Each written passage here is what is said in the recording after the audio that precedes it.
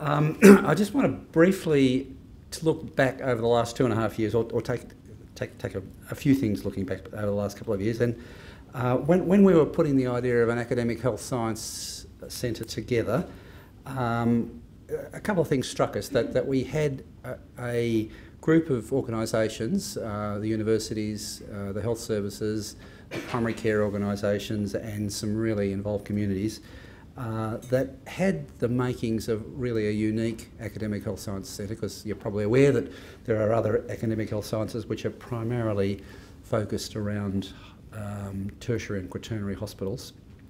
And we felt that we had in many ways an ideal geographical location with the sort of range of people and services and communities that we've got.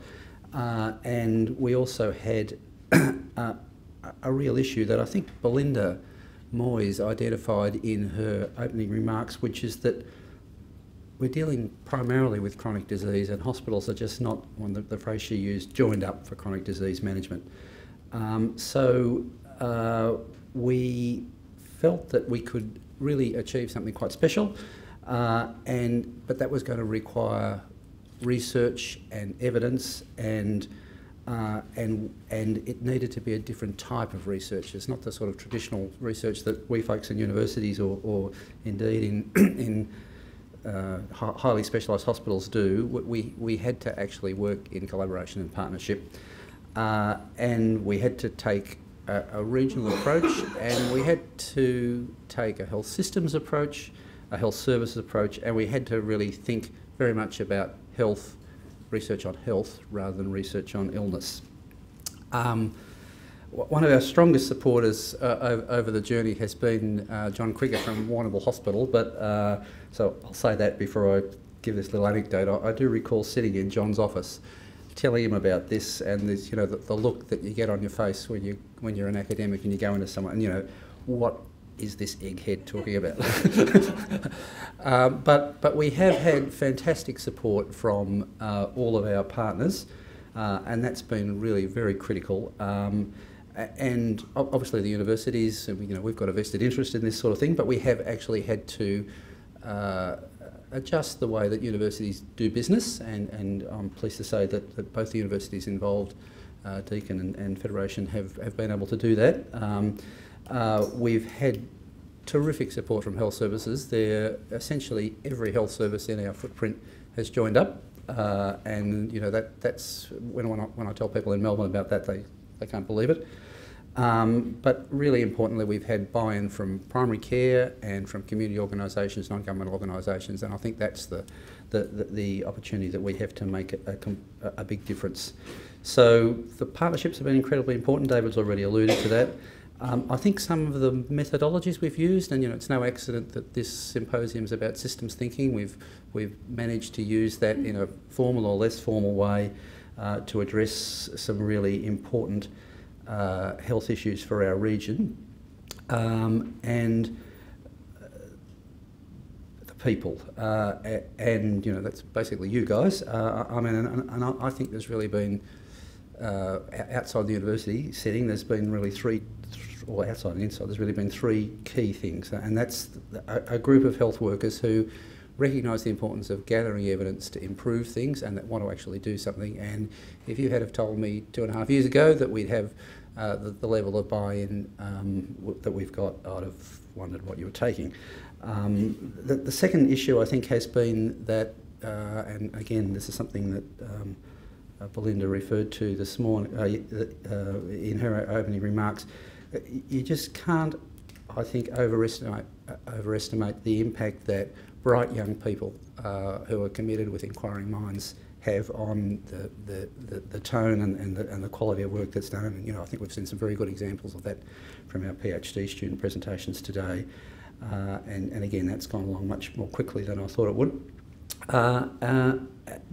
But in fact, neither of those two have been the majority contributors. The people who I think have made the biggest change in attitude and will in fact have the biggest change in impact in the long run are people who really weren't particularly interested in research, and there's been a fantastic job done by Renee and her team but also by people within the universities and the health services and the primary care organisations to all these training workshops and to get people thinking about research and how research is actually important to what we're doing.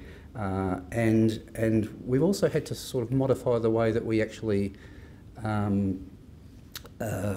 deal with research projects. So,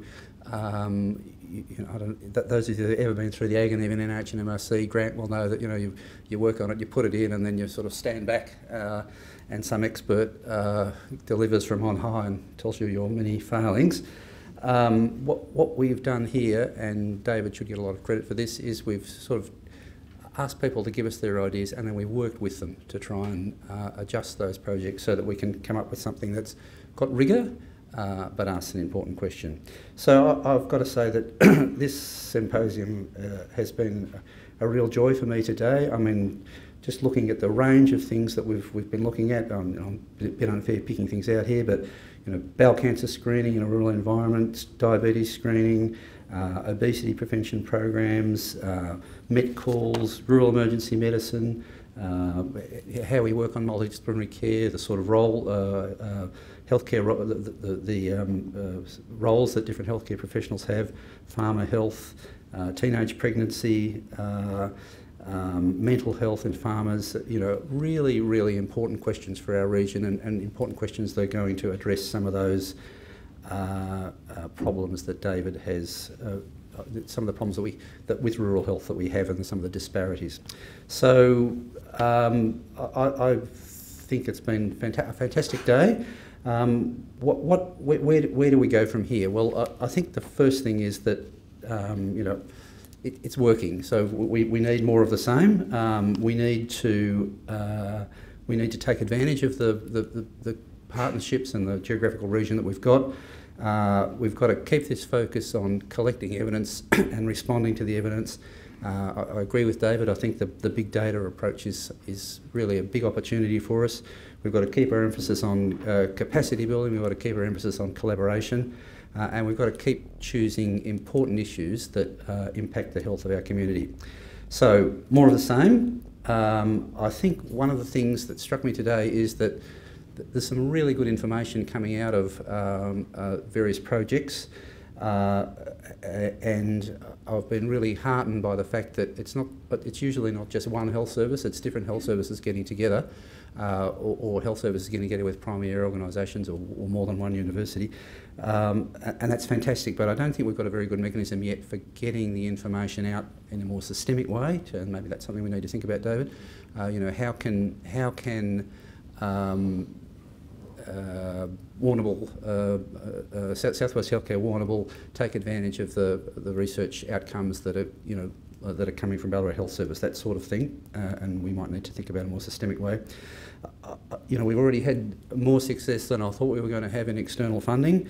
I think the opportunities for partnership grants are really significant, and we need to be pretty smart and savvy about the way we approach that. But the unfortunate fact of the current research funding environment is that there's a limit to the growth in Category 1 funding, so we need to be looking very seriously at government and industry funding, and we have, I think, lots of opportunities there.